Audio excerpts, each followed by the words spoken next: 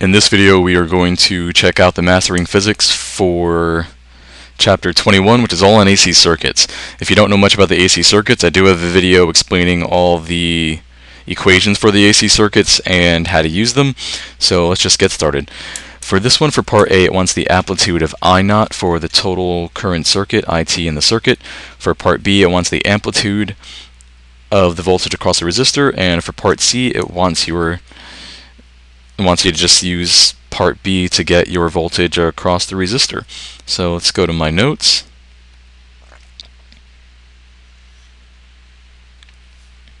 For part A, it's pretty simple. You can see that your V is IR. So solving for I, whoops, that's an R. So solving for I, it's V over R. And your R is equivalent to your capacitive reactance. That's the resistance that the capacitor offers to the circuit. So if you have your VCO over 1 over omega times the capacitance, when you have that, you have to multiply by the reciprocal. So then you just have your V0 times your omega C. And that's how you do part A. If that doesn't make sense to you, just take a closer look at the notes. It'll come to you. Part B, what is the amplitude VR, the voltage across the resistor? You would use the same sort of technique, but here's your final answer. It would be your capacitance times V0 times omega times resistance. Now for part C, you just want to be careful with your units here, because it gives you kilo ohms and here it gives you picofarads. I'm not sure why the book does that, why mastering does that. The books and the problems are normally pretty straight. The problems in the book, rather, are pretty straightforward. Doesn't give you that unit stuff. So you can see in my notes here, I just converted the picofarads 10 to the negative 10th. Now the millivolts you can just leave there because it wants your answers in millivolts, so don't convert those. And you got your W, says your 10 to the 5th radians, and that's already done for you. Don't need to worry about that. And your kilo ohms. Kilo is 10 to the negative 3rd ohms. Kilo, just remember kilo to 10 to the positive thirds. Positive 3. 10 to the positive 3 ohms. When you multiply that out, you should get 3 millivolts. Whoops. Moving on to number 2. Determine the inductance from voltage and current. Now your inductance is the same as what it's asking for here. What is the reactance of the inductor? So here's your inductor reactance. And your inductor reactance is the resistance that your inductor offers to the circuit. So it's the same as the V equals IR. Just got to keep it simple. So your R is your V over I. That's an equals. So that's how you get the answer to part A. For part B, what is the inductance L of the inductor? And it gives you the formula here. It's essentially the same as the reactance of your inductor, only you're adding an omega in there. And your omega is equivalent to 2 pi f, so you can switch out your omega with your inductance. And that's how you get it there. It's not. Okay. And for part C, what would happen if the amplitude of the current in the indicator and the inductance were doubled? Well, the amplitude would be halved. You can see here that your current and your inductance are inversely proportional. So if that's 2, the inverse of 2 would be 1/2. The same if it was 3. It would be cut up into 3 different pieces, 1 over 3. So that's how you get number 2. Now number 3 is much trickier. Let's take a look at that one. Just scroll over. Now for this one, what is the RMS value V RMS for part A? For part B, it's saying it wants your current RMS. For part C, it wants your power average. And these are all in my notes. So if you can see here, before I go to my notes, when you count all these lines up, the peak is at 170 volts. So that's where I got my 170 from in my notes. Number 3. So anytime you want an RMS, you take your peak and divide it by root 2. So your peak and your max are interchangeable words. You're just your peak over your root 2. So your peak is your 170 volts over your root 2, and that gives you 120 volts, and that is your answer. So again, RMS, just your peak, which is your V naught. Anything with a naught is your peak or max over root 2. Part B, when the lamp is connected, it wants your I RMS. Now you already know your I is V over R, so you take your V, which is 120 volts, over the resistance, which is 120 ohms, and you get 1 ampere. Now your average power.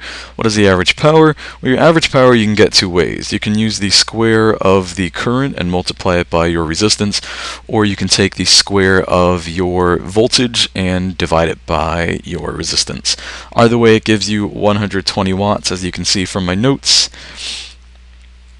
And again, power, you always want to express that in watts. Number 4 is exceptionally tricky. An LRC circuit has an inductance of 0.46 henries and a capacitance of 2.7 farads with a resistance of R. What is the angular frequency? Now the angular frequency we know is 2 pi f. It can also be defined as 1 over LC. That's an L, not a 1.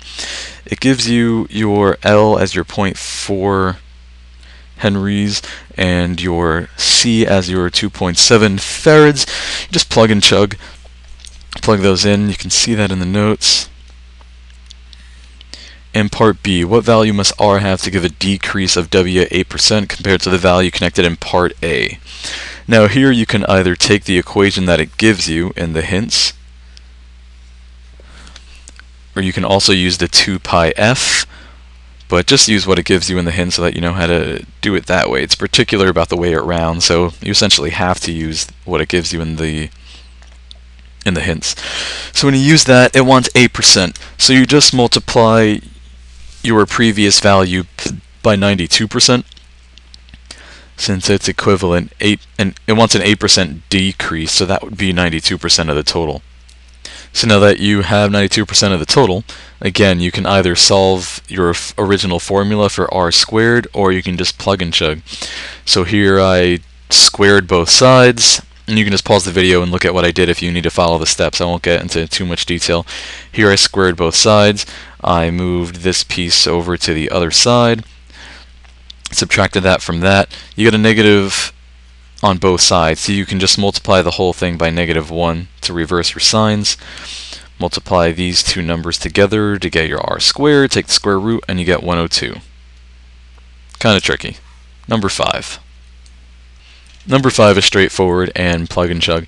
An LRC circuit operating at 60 Hertz, so there's your frequency, and it wants you to find your reactive inductance. So here's your formula for the reactive inductance. XL is omega L, and you know that your omega is the 2 pi f and not that crazy formula from number 4. So you just stick in your 2 pi fl. It gives you your frequency of 60 Hertz in the problem, which is here, and it gives you your inductance. Whoops, that's not my inductance. Gives you your inductance here of your henries. And again, you just line that up, plug it in. You don't need to do any unit conversions, so just plug it in, move along.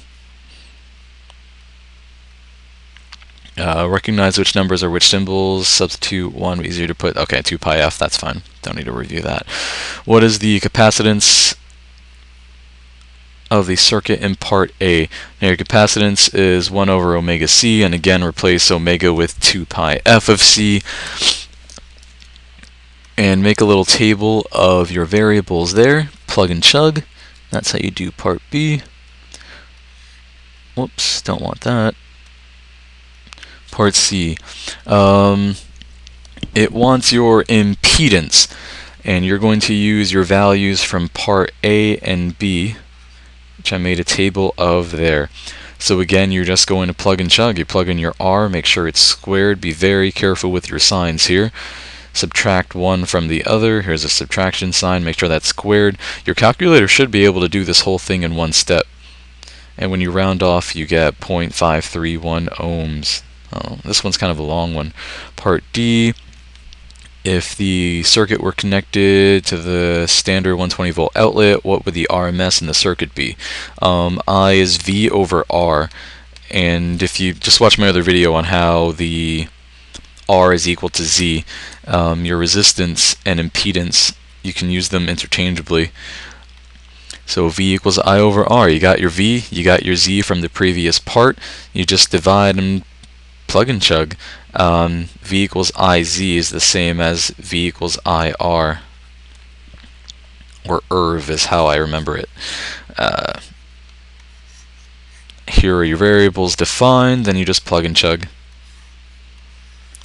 Here's part E. It wants your resonance frequency. Here is your equation for the resonance frequency, 1 over 2 pi times the root of LC, which is the same as 1 over omega when you really think about it. And again, you just define your variables, plug them in. Your calculator should be able to do that in one step if you have one of the newer TIs. And there you go, number 6. An LRC circuit with resistance 480 ohms, the inductance, what is the resonance angular frequency?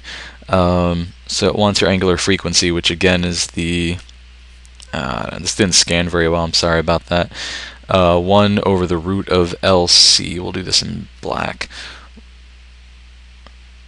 Root LC, and again, you just define your variables here, and you just plug and chug. You have, oh yeah, you also want to be careful. Here you have 1.20 times 10 to the negative 2 microfarads, and microfarads is 10 to the negative 6.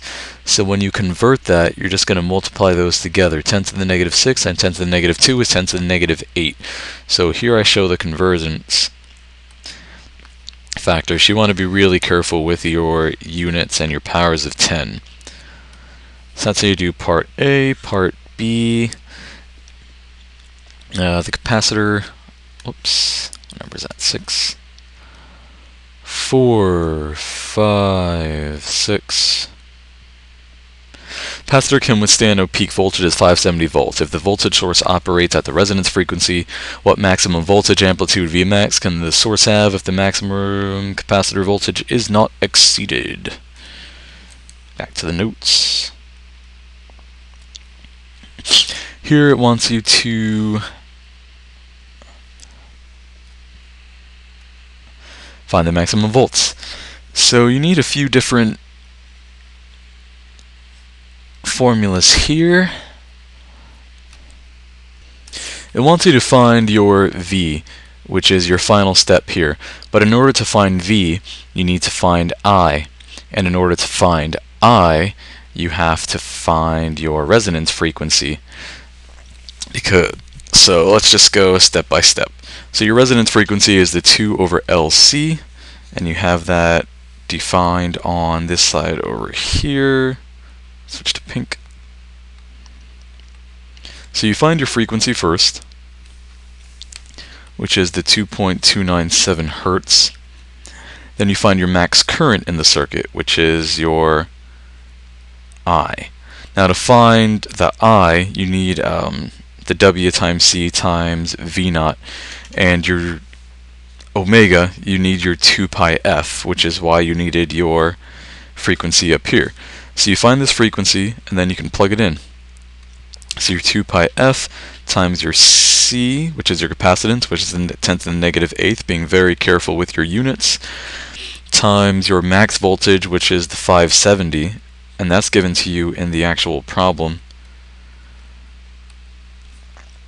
a bit earlier. So you plug and chug there, that gives you your V equals IR, and that's how you do that part for number 6. You can just pause it and review the notes on how to do it if I'm going too fast. Number 7, for the given values of R and C, if you double the value of L, how does the new resonance differ from the original one? Maybe we should look at the actual problem on this one. Whoops, I need my arrow.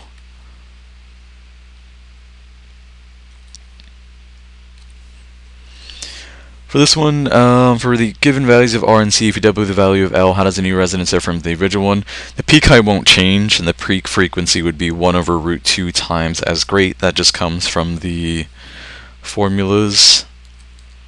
For part B, IRMS would be unchanged because they are directly proportional in the formula.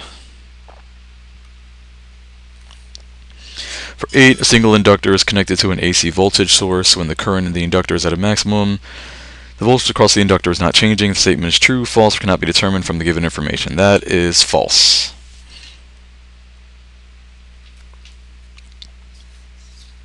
Number 9, what it wants the inductive reactance. For part A, for part B, how much is the current in the circuit? And for part C, what is the phase angle between the current and applied voltage?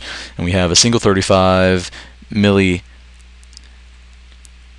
inductor forms a complete circuit with the AC formula 250 and 60 hertz. So this is number 9. We will go to the notes. Here it's pretty plug and chug. XL is omega L, but you replace that with 2 pi F, which is the 2 pi times 60.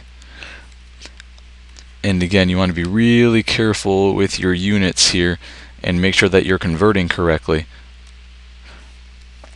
So your 35 millihenries is your 10 to the negative third henries, and your XL must be in ohms, so you simply just replace your variables, plug and chug. Your calculator should be able to do that in one step. Part B, again, how much current is in the circuit? I is V over R, and your XL is equivalent to your R. We already solved that for 13, so you just divide and you get 18 amperes. And what is the phase angle? For circuits with inductors, phase angle is always 90 degrees. Number 10, what inductance has the same reactance in a 120 volt 60 hertz circuit as a capacitance F? What number is that? 10.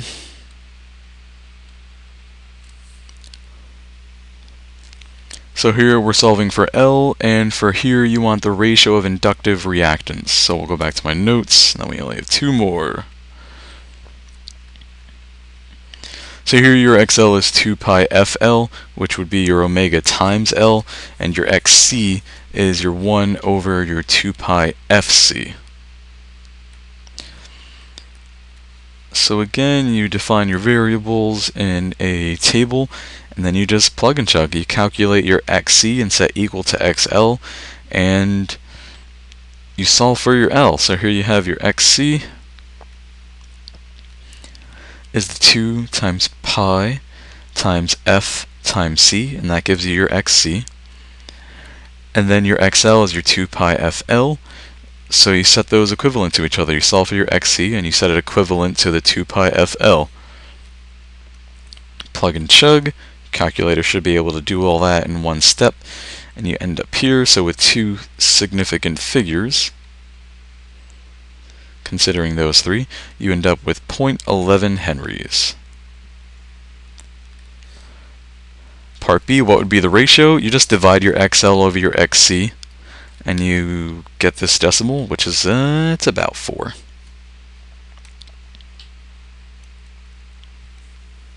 So you calculate your XC. You can do your XC now at the new F because you have your L from part 1, and you just divide your XC into your XL. And here's how to calculate your XL.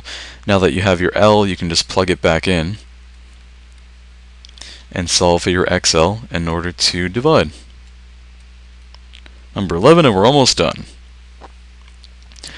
A series RLC circuit has a resistance of 55 ohms and an inductance of 0.32 henries, a capacitance of 5.3 microfarads.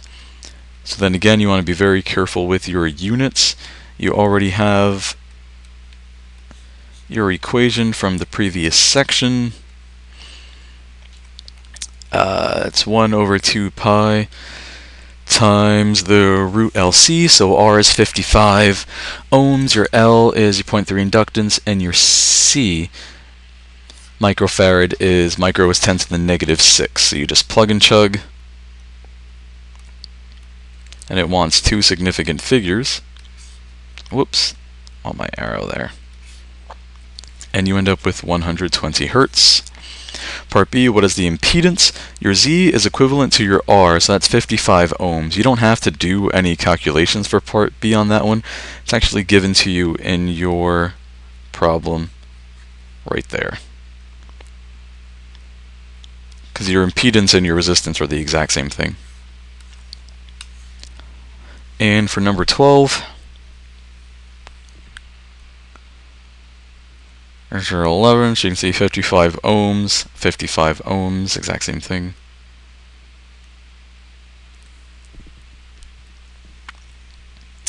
If it loads for me. Okay. When the circuit is tuned to this station, what is the inductive reactance? So again, it wants your XL, your XC, and then solve for your C. So series RL radio receiver with a circuit inductance of 3. So your XL, we've already done this before, is 2 pi FL, or omega L. Just define your variables and plug them in.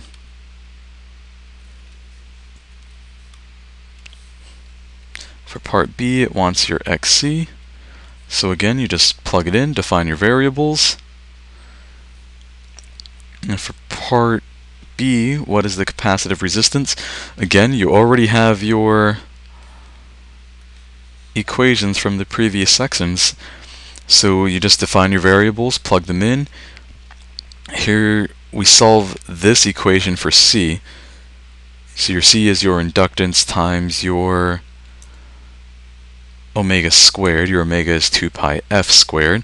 And we were given an F of 9.67 times 10 to the negative 6 in the actual problem, which is the millihertz. So your milli would be times 10 to the 6 when you convert them, and there you go. So that's how you do part 12. Hope this video was helpful. Hope my notes were helpful. If you have any other questions, shoot me an email.